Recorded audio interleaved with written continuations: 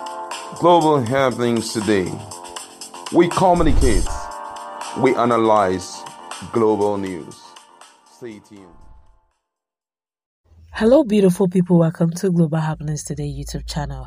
And some days back, Governor Nyesom Wike have been screaming and shouting that all he's ever asking for, demanding from Atiku and PDP, is to show equality, fairness, especially when it comes to southern and northern politics in PDP.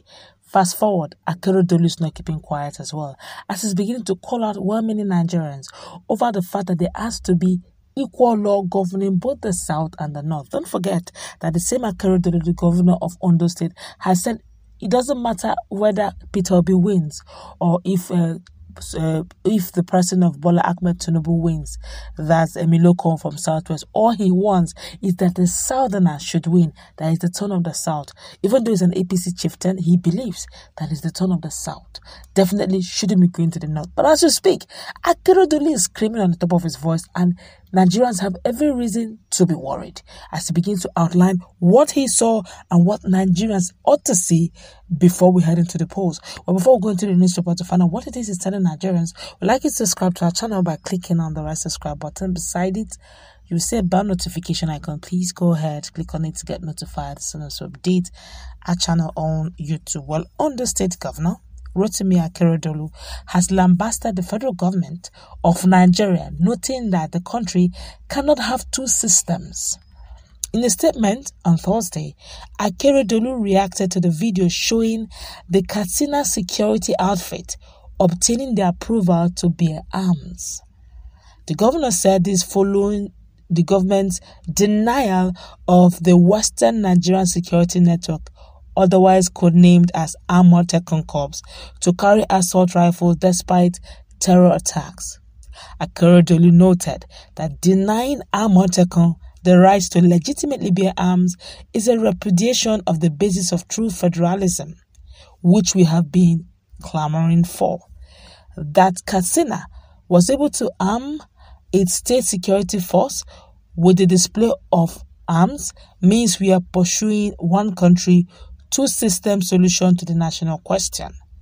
If the Katsina situation conferring advantages on some, in the face of commonly faced existential threats, it means that our unitary policing system, which has failed, is a deliberate method of the subjugation which must be challenged.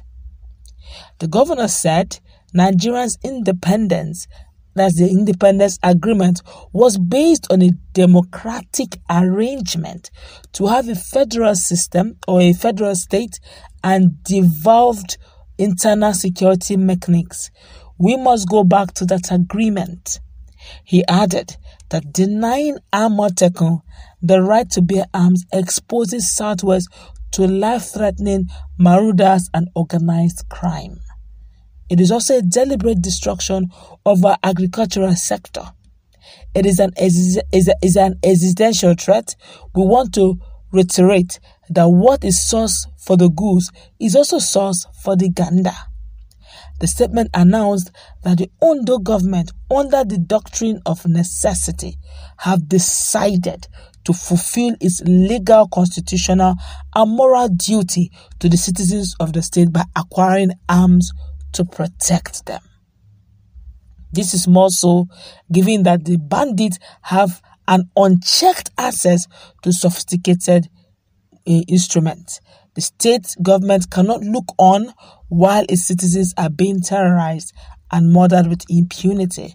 We will defend our people. We will defend our people. Talk about men with balls. That's the same thing that we see in Governor Nyesom Wike. Now, if the likes of Akeredolu, who also had done everything humanly possible to ensure that Amotekun came to bear, and he did. He said even if it would cost him a second term, he did, and it didn't cost him a second term. He entered as the governor the second time. It didn't stop there. He ensured that it was backed up by law so that nobody woke up one morning and began to accuse Amotekun of banditry or Amotekun as one local, they should disband it or begin to prescribe it. It was already backed up by law. So you can't prescribe what has been backed up by the law of the Southwest. So they became a regional outfit indeed, in truth and indeed. But he realized that, okay, they said they shouldn't bear arms simply because it's state policing. But he just noticed that Katsina, they are giving them arms. So what is the difference? It's the same existential threat that both regions are suffering. So why is Amotekun not having the same advantage that a Katsina security outfit is having? We are still talking about Amotekun. We're talking about regional security outfit. We're talking about the fact that it's existing. Southeast, who is protecting? Where's the regional outfit that's protecting Southeast? Ebubagu, people are instead, the kind of videos that emanating is just that especially in the Imo State, they're even screaming and shouting that Ebubagu is not protecting them. It's even doing. I don't know how true that is because it's unverified for the now. These people are busy working in line with their governor, and their people are attesting that Amotekun is working. And the governor is watching in 3D. If it is obtainable in the north, it should be obtainable in the southwest. But Southeast is just busy playing to the politics. Those who have eyes are seeing. Okay, but let's feel the pulse of Nigerians, because honestly, Nigerians are talking, and honestly, it's worth debating over. This one here is saying, good job, Akeredolu, always speaking truth to fall. This one here says, what? This is the same thing. These are the things that Nnamdi Kanu pointed out long ago. But just like evil humanity did to Jesus Christ, they also said crucify him. Igboho stood up for the Yoruba while Tinubu was taking sides with the oppressors, asking where are the cows. Today, Igboho is in prison while Tinubu is warming up to the presidency, supported by many of the same Yoruba whose lives Tinubu is looking into. To be able to win votes in the north, Atiku had to delete his condemnation of what happened to the Christian northerner, that's Deborah. Now, same Atiku is using Mahid to get votes of the northern Christians whose lives he doesn't care about, and many northern Christians are cheering him.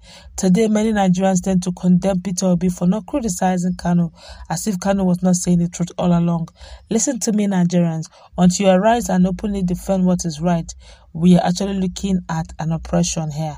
Please, I used to wonder why some Nigerian youth support these same people enslaving your future. I've understood that now from my recent personal experience that they have actually weaponized poverty against us, and it's working for them. Here is my story. For many months now, I have been passing through hell. Joblessness is killing me gradually so much that I almost decided to work for Atiku's campaign. I was surviving by getting gigs, but now every client is demanding the use of premium. Please, I am ashamed having to tell this, but this is exactly what I am going through. I am now looking for money, and I'm willing to support any team. Have you now seen? This one is actually he has started confessing that it's actually poverty that is luring him into this. But let's look at this very critically. I think Akeredolu is not saying anything far-fetched. Everybody who have eyes can see. And I think going forward, Akeredolu have decided to take the bulls by the horns by decided to look into working in synergy with the state legislature and see how they can pass it into law. And if that happens, gradually Nigeria is restructuring itself. It can't continue this way. Let's go wrap it up. Let's listen to our conversation.